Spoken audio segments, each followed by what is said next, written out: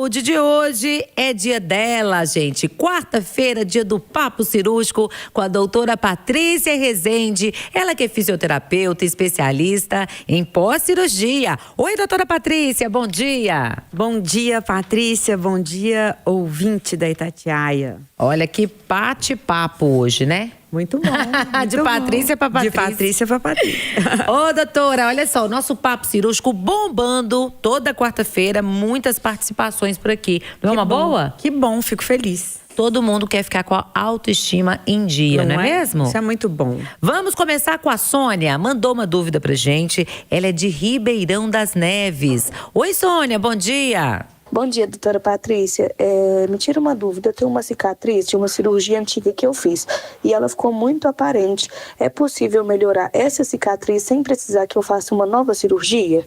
E aí, o que você tem a dizer para Sônia? Sônia, hoje a gente tem muita coisa avançada que sim, a gente pode melhorar a cicatriz. Mas veja bem, melhorar é diferente de sumir, né? É importante isso.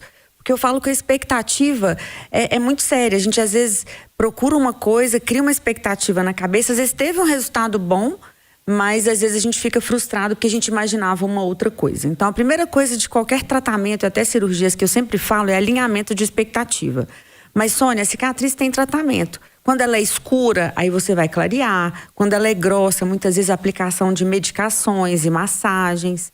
A gente tem hoje tratamentos a lasers que melhoram também o aspecto da cicatriz. Então, sim, é possível evitar uma cirurgia e deixar a cicatriz mais bonita. Mas eu sempre falo, o segredo é a prevenção. Então, para uma nova cirurgia, Sônia, e para quem está nos ouvindo que ainda não operou, fica a dica. A cicatriz é um resultado de forças que vão atuando nela e cuidados, às vezes, que não estão certos. Por exemplo, exposição ao sol, às vezes excesso de tensão. Então, a cicatriz deve ser olhada de forma muito séria.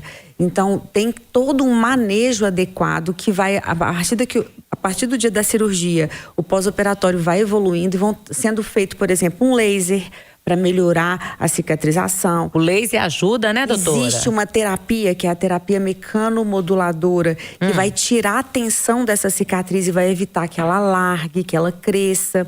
Então, tem toda uma estratégia no pós-operatório voltada para a cicatriz. Muito bem explicado aí. E toda essa situação pós-cirurgia faz a diferença, né, doutora? Faz, essa questão do sol que você falou, muito importante. Muito importante. Tem coisas que, às vezes, não é o sol no local. Por exemplo, as cirurgias atuais, muito agressivas, a gente não recomenda tomar sol nem em área que não foi operada, por causa do calor excessivo, não é seguro. Então, é muito importante o sol. Vamos agora para o bairro Gutierrez, aqui em Belo Horizonte. Quem fala comigo é a Cláudia, mandou a sua dúvida. Oi, Cláudia, bom dia. Doutora Patrícia, qual é a dúvida sobre cirurgia plástica que você mais escuta das pacientes e que gostaria de esclarecer de uma vez por todas? E aí? Me conta tudo. Deixa eu pensar. Eu acho que o que eu mais... Qual dúvida mais recorrente? Não é... Eu acho que a dúvida que eu mais escuto é por quanto tempo que eu tenho que usar cinta. Eu acho que é uma dúvida comum. Tem gente que ama, quer usar pro resto da vida e tem gente que fica louco para tirar. E eu acho que a gente deve começar a pensar numa pergunta diferente. É o que eu tenho falado para as minhas pacientes. Eu estou usando cinta para quê? O que eu estou esperando daquela cinta? Porque já foi o tempo que a gente usava cinta e comprava cinta inespecífica. A gente às vezes comprava um modelo de acordo com a roupa que a gente usava. Ah, não, eu uso mais branco, então eu vou usar assim, eu uso alcinha. Então isso tem que ser extinguido da cirurgia plástica e a gente tem que olhar para a cinta como remédio, como eu sempre falo. Então assim, hoje a gente tem estratégias de uso de cinta diferentes durante o pós-operatório para que a gente tenha um resultado melhor. Por exemplo, no início do pós-operatório não pode apertar de jeito nenhum. É muito arriscado, porque pode piorar a circulação, pode trazer prejuízo. Então, a gente usa uma cinta muito frouxinha, muito larguinha, com um objetivo. Só que depois tem um tanto de líquido naquele lugar onde estava a gordura.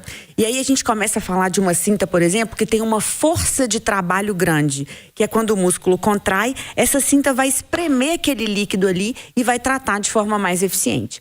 E às vezes no pós-operatório tardio, por exemplo, eu tenho pacientes, dentistas, bancárias, que ficam sentados o dia todo, que às vezes estão usando uma cinta, não é por conta de um edema, é porque ela fica sentada, a postura tá ruim, tá com calça jeans, tá com calça alfaiataria marcando. Então eu sempre mantenho, por exemplo, uma cinta de compressão suave com uma tala para evitar que essas marcas sejam transferidas para a pele e atrapalhem o resultado. Então a pergunta não é quanto tempo eu tenho que usar. Eu estou usando para quê? Qual que é o meu objetivo? Qual é o objetivo, né, doutora? Exatamente. Tudo vai depender desse objetivo. Exatamente. Muito interessante o que você disse. Às vezes a pessoa nem fez a cirurgia e está usando simplesmente por uma questão postural, para circulação. Que é ruim, né? Por exemplo, é muito comum aquela cinta para deixar o ombro para trás, principalmente nessa era do celular. Isso é muito ruim, porque quem tem que fazer isso é o músculo. Quando você faz isso com uma cinta, o músculo paralisa. E aí o músculo paralisou, quando você tira a cinta, opa, você despenca. Aí despenca, fica pior. A mesma coisa é o abdômen. Você usou cinta para sustentar seu abdômen. Aí sabe o que acontece? Faz um teste aí. Coloca um negócio muito apertado na barriga. Sabe o que a gente faz? A gente relaxa. Porque tem alguma coisa fazendo a função que o músculo deveria fazer.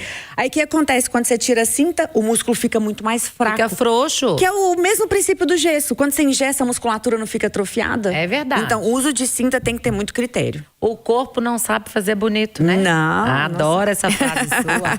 Olha, agora são 9h39, para você que ligou o radinho aí agora ou está no YouTube com a gente, que prazer, viu?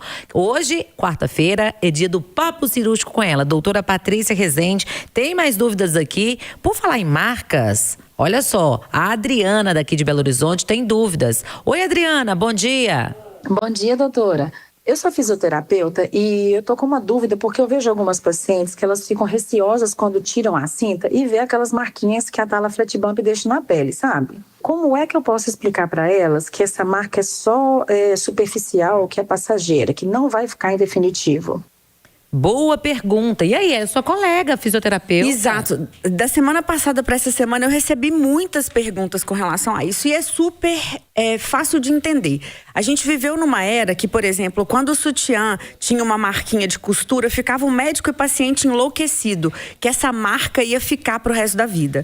O que determina se a marca vai ficar ou se a marca não vai ficar é a profundidade, Patrícia.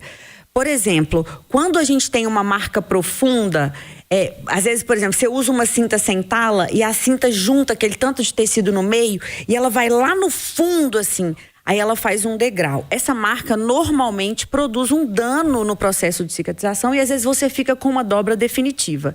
O flat bump tem uma ciência por trás, que são essas marquinhas que elas são assim, elas têm 0,3 centímetros, 0,4 dependendo da tala. Então elas ficam só na superfície. Marca a pele toda porque ela faz compressão e descompressão. É como se ela fizesse uma micromassagem. E para fazer isso ela deixa umas marquinhas. O que acontece quando você está muito inchado, que essas marcas ficam muito evidentes, mas quando você suspende o uso, essa marca some. Então pode ficar tranquila que elas são importantes, mas elas não vão ficar definitivas. Olha, 9h41, vou pedir licença para você, doutora Patrícia, porque o jornalismo pede passagem. Ao vivo com a gente, o repórter Oswaldo Diniz. Oi, Oswaldo, bom dia. Muito bom dia, Patrícia Joe. Agora 9h41. Estamos aqui ao vivo na 9ª Companhia, 34º Batalhão da Polícia Militar, aqui na região noroeste, bem pertinho da Via Expressa, onde está essa dupla detida sob a suspeita de roubo em série nessa madrugada. Tudo aconteceu quando um trabalhador, ele de 32 anos, saía da casa de um amigo no bairro Alto Vera Cruz, na região leste de BH, em um Renault Kwid. Ele foi abordado então por 2 ladrões supostamente armados que renderam a vítima, obrigaram que esse motorista dirigisse o carro e ali na altura do bairro Carlos Prates ele conseguiu sair do veículo. O outro motorista continuou a fuga, mas acabou batendo esse carro no bairro Padre Eustáquio, na região noroeste BH, na rua Itubiara. E ali então a Polícia Militar já havia sido acionada, acabou prendendo esses 2 suspeitos de 26 e 29 anos. Ali, no veículo, tinham outros objetos suspeitos, pares de tênis, telefones celulares. Foi descoberto que esses suspeitos, antes de roubarem no bairro Alto Veracruz, assaltaram um homem quando saía do ponto de ônibus no bairro Paraíso, também na região leste, e ali, insatisfeito com o que eles levaram, foram até a casa dessa vítima, renderam também os pais dele, e ali houve até luta corporal de um idoso com um dos ladrões. Por isso, então, todos esses pertences que estavam no carro, a maior parte havia sido levada do primeiro assalto. Além do que foi recuperado, os pares de tênis, mochila, documentos pessoais, a Polícia Militar apreendeu uma faca e uma réplica de arma de fogo que foi utilizada para render as vítimas, pelo menos esses 2 roubos cometidos na região leste de BH e o crime descoberto na região noroeste. Repórter Oswaldo Diniz. Obrigada, Oswaldo Diniz, sempre aí com informações, não é mesmo? Atuais do mundo policial. Obrigada, Oswaldo. Agora são 9h44, continuando aqui com o Papo Cirúrgico com a doutora Patrícia Rezende. Tem mais uma dúvida, dessa vez da Sabrina, ela que é de Caeté. Oi, Sabrina, bom dia. Bom dia, doutora, tudo bem? Eu vou fazer uma cirurgia daqui 2 semanas. Mesmo eu seguindo todas as orientações do pós-cirúrgico, ainda posso ter alguma complicação? E aí, doutora? Com certeza, Sabrina. A cirurgia plástica é um conjunto de pilares para a gente chegar até o sucesso. Pilar 1, óbvio que a habilidade do cirurgião. Ela realmente é muito importante. A técnica cirúrgica.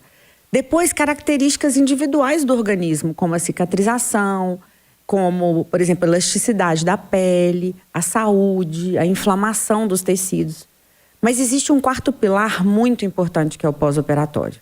O pós-operatório, você vai cuidar dos edemas, dos líquidos que estão lá no espaço. Você vai cuidar da respiração, da mobilidade. Você vai usar uma órtese, uma cinta, uma tala específica. E tudo isso vai criar um ambiente para o organismo, para a gente direcionar o organismo ao melhor tecido cicatricial. Quando você negligencia o pós-operatório, isso fica por conta da sorte, né? E isso não é estratégico para quem busca, como você, no pré-operatório, um resultado bom. Então, 2 coisas. Primeiro, invista no seu pós-operatório como você investe na escolha do seu cirurgião. Por quê? Porque a cirurgia termina no bloco, mas o seu resultado, ele continua sendo construído no pós-operatório. Perfeito, conversamos com ela, doutora Patrícia Rezende. Ela que é fisioterapeuta especialista em pós-cirurgia. Doutora Patrícia, quer deixar seu Instagram? Deixo sim, @doutora Patrícia Rezende com S. Muito obrigada, quarta-feira que vem te espero. Com certeza. Obrigada, viu? Obrigada. Agora